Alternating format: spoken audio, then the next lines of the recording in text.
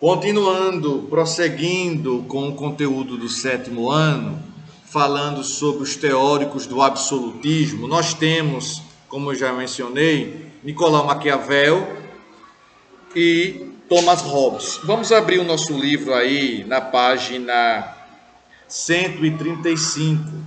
Diz assim: Nicolau Maquiavel, pensador filosófico, e político, nascido em Florença, foi o criador da teoria da virtude e fortuna, baseado no conceito de que os fins justificam os meios.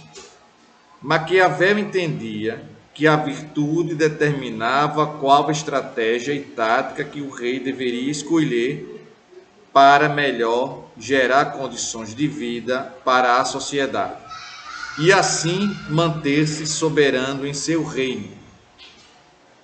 Quanto à fortuna, Maquiavel entendia que o rei poderia usar os meios necessários para que a sociedade aceitasse o seu poder absoluto. A força do rei só estaria garantida se seu poder não fosse limitado, ou seja, Maquiavel defendia que o poder do rei deveria ser amplo, sem limitações, teria que ser um poder ilimitado, não é? Nem a sociedade, nem muito menos a Igreja Católica estariam, acima do poder absoluto real. Para Maquiavel, o príncipe não deve se desviar do bem, se ele puder, se possível, mas deve estar pronto para fazer o mal se necessário. Ou seja, o governante deve fazer o bem se ele puder. Caso não puder, ele poderá fazer o mal. É uma visão bem crítica, bem reflexiva, que traz para a gente um contexto bem pouco menos sentimentalista, menos humanista e mais crítico, mais racionalista, uma visão racionalista. Thomas Hobbes, racionalismo, estou querendo dizer isso, que passa a deixar de lado todas as emoções e todos os sentimentos. Para Maquiavel, o rei deveria agir sem utilizar sentimentos, deveria governar, melhor dizendo, sem usar o sentimentalismo, amor, carinho por ninguém. Thomas Hobbes, o homem é o lobo do homem. Com essa frase, Hobbes explica bem que a sociedade necessitava evoluir na sua política para poder se organizar enquanto um Estado de verdade. De acordo com ele, era preciso sair do modo natural de vida, no qual o foco era apenas a sobrevivência.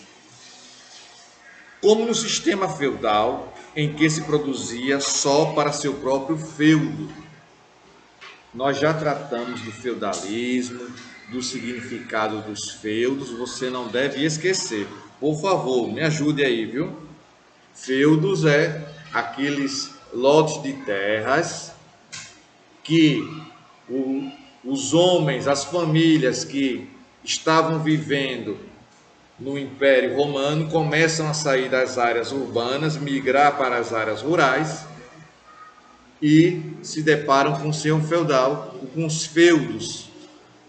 Nesses primeiros anos da Idade Média, ou grande parte da Idade Média, não é? Depois que o passar do tempo, os feudos vão perdendo um pouco da sua importância, mas não vão ser dado fim neles de uma forma rápida não, viu? Quando a gente estiver lá no 8º ano, vivenciar a Revolução Francesa, a gente vai ver ainda alguns resquícios, vai ver ainda aqui e ali um pouco de feudalismo, consequências de um feudalismo ainda vai ver, vamos ver quando chegarmos no 8º ano, estudarmos a Revolução Francesa. Continuando aqui. Próprio feudo, 135. Nesse modelo, o homem não se sentia um ser social. Para o rei ser respeitado, deveria existir um governo centralizado e forte. Para tanto, o homem teria de firmar um contrato social pelo qual cederia seus direitos políticos a fim de que o rei governasse, colocando limites na sociedade e administrando a política e a economia de forma absoluta. Ponto. Segundo Hobbes, para escapar ao caos e ter assegurado a sobrevivência, o homem teria que perder a sua liberdade política. Para que ele possa sobreviver, teria que perder sua liberdade política. Ele poderia aí ficar tendo que ceder os seus direitos políticos para ele ter a sua sobrevivência. Então, a teoria do direito divino dos reis. O trono real não é o trono de um homem. Assim dizia Jacques Rousseau, o pensador de maior importância na defesa da legitimidade da Igreja Católica ao lado do rei na administração do Estado. Esse pensador, Jacques Rousseau, vai dizer que era legítimo a Igreja Católica e o rei estarem administrando o Estado, lado a lado, não é? De mãos dadas, a Igreja e o rei. Continuando aí, a Igreja Católica via nas teorias absolutas um perigo para seu poder e seus privilégios. Para os absolutistas, o poder do rei era soberano e estava acima de qualquer estrutura social, inclusive da Igreja Católica. Vendo esse perigo para os católicos, teorias foram elaboradas por pensadores como Jacques Rousseau e Jean Bodin. Eles acreditavam que o rei tinha a obrigação de pacificar e unificar a sociedade, principalmente os nobres e os camponeses, com as ideias religiosas. Mas, sem dúvida, o que a Igreja queria, a Igreja Católica, era interferir no governo real. A Igreja Católica queria colocar as suas ideias na administração do rei, interferir nas suas decisões. Tá bom? Vamos conhecer aí as teorias defendidas por Jacques Rousseau e Jean Bodin. Com relação a Jacques Rousseau, este pensador defendia que o Estado seria a junção dos poderes políticos com os poderes religiosos. Então, ele defendia poder político e religioso junto. Logicamente, a administração de um reino por um rei teria de ser indicada e reconhecida pela Igreja Católica. Do contrário, não teria valor algum. Para Rousseau, o rei seria uma extensão do poder divino. Daí aquela ideia de que o rei é um representante de Deus aqui na terra. E tem esse direito divino, e o absolutismo respalda isso, assina embaixo, apoia, dizendo que o rei pode fazer tudo o que ele quer. E ele não poderia, o rei não poderia ser contestado. Acreditava ainda, o pensador Rousseau acreditava que estou na página 136, acreditava que a harmonia social passava pela aceitação das classes, que teriam de se manter de acordo com suas origens. E Jean Bodin, as ações de Bodin eram bem mais políticas do que as defendidas por Rousseau.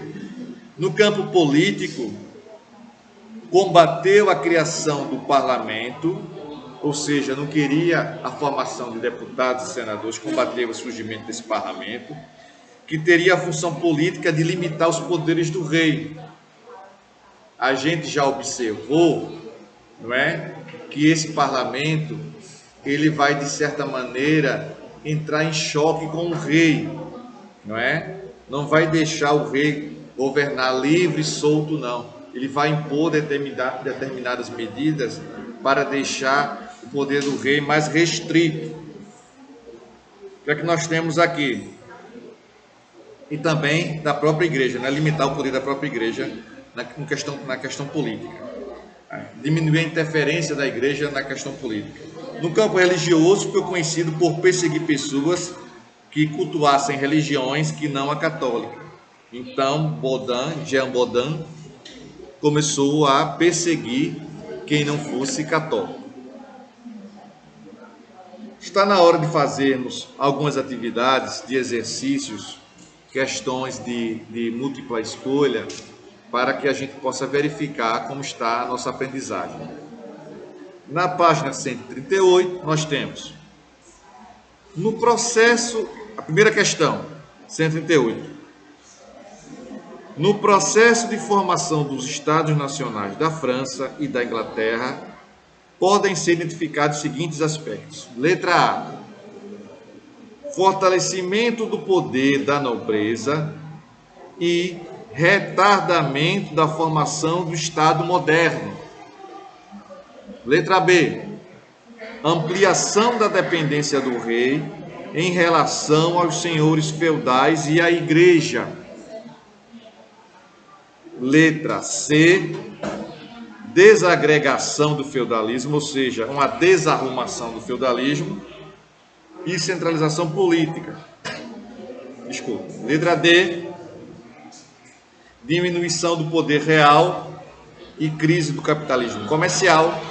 E letra E. Enfraquecimento da burguesia e equilíbrio entre o Estado e a Igreja. Qual seria a alternativa a ser assinalada aí, pessoal? Muito bem. Letra C. Letra C. Segunda questão. O soberano não é proprietário de seus súditos. Deve respeitar sua liberdade e seus bens em conformidade com a lei divina e com a lei natural. Deve governar de acordo com os costumes. Verdadeira Constituição consuetudinária. O príncipe apresenta-se como árbitro supremo entre as ordens e os corpos. Deve impor a sua vontade aos mais poderosos de seus súditos. Consegue-o na medida em que estes necessitam dessa arbitragem. André Courvoisier, História Moderna. Esta é uma das caracterizações possíveis. Quais são as características desse texto que foi colocado aqui para a gente? De que? Letra A. Dos governos coloniais da América, das relações entre fiéis e as igrejas protestantes, na letra B. Na letra C, do Império Carolíngio. Da letra D, dos califados islâmicos. Da letra E, das monarquias absolutistas. Qual seria a alternativa? Isso, muito bem. Letra E, segundo quesito, página 138, é a letra E. Tá bom? O terceiro diz assim: a famosa frase atribuída a Luís XIV, o Estado sou eu, define o quê? O que é que define essa frase do rei Luís XIV? Letra A, o absolutismo. Letra B, o iluminismo. Letra C, o liberalismo. Letra D, o patriotismo do rei. E a letra E, a igualdade democrática. Terceira questão, página 138, a alternativa correta é a letra A, o absolutismo. Tá bom? Tá bom, minha gente? Um forte abraço a todos, se cuidem e até a próxima. Tchau!